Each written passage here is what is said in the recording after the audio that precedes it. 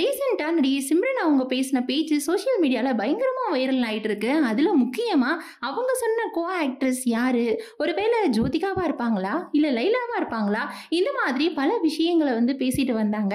இதுக்கெல்லாம் ஓரளவுக்கு முற்றுப்புள்ளி வைக்கிற மாதிரியான ஒரு ரிப்ளையை நடிகை லைலா அவங்களுமே கொடுத்திருக்காங்க. இதுல லைலா அவங்களுடைய பதிலை தாண்டி ஜோதிகா அவங்க என்ன சொல்ல போறாங்க அப்படின்றதுதான் நிறைய பேருக்கு ஆர்வமாவே இருக்கு.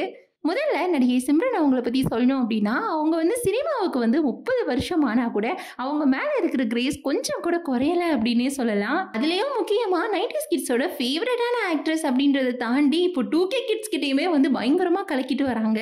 ஹீரோயின் அப்படின்றத தாண்டி கேமியோ ரோல், அம்மா ரோல், இந்த மாதிரி பல ரோல்ஸ்ல இப்ப நடிச்சிட்டு வராங்க. கடைசியா அவங்க சப்தம் படத்துக்கு அப்புறமா குட் பேட் அக்லி படம் பண்ணியிருந்தாங்க.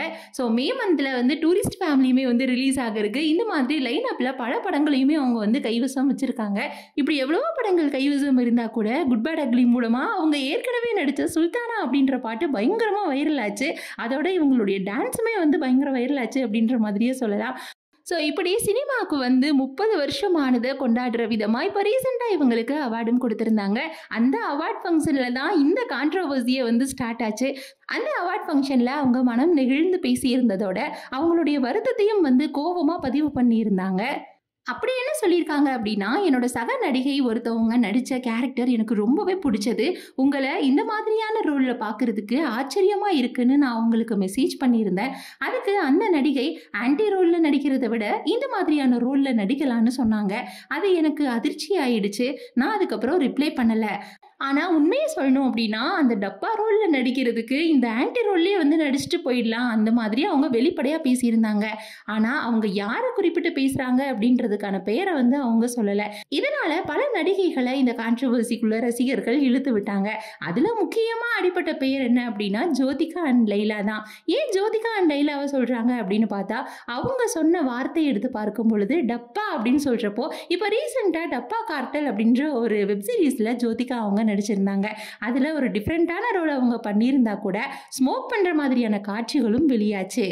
இன்னொரு பக்கம் சப்தம் அப்படின்ற படத்துல சிம்ரன் அவங்களுடைய சக நடிகையா லைலா அவங்க நடிச்சிருப்பாங்க. இதனால லைலா அவங்களுடைய பெயரும் அடிபட்டுச்சு.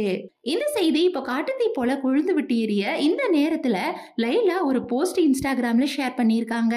அதுல சப்தம் படத்துல நான்சி கேரக்டர் நான் ரொம்பவே என்ஜாய் பண்ணேன் அப்படின்னு அந்த போஸ்ட்டை போட்டதும் அதுக்கு அவங்களுடைய கேரக்டர்ஸை பாராட்டியும் வேஸ்ட்னு சொல்லியும் ரசிகர்கள் கமெண்ட் போட்டிருந்தாங்க.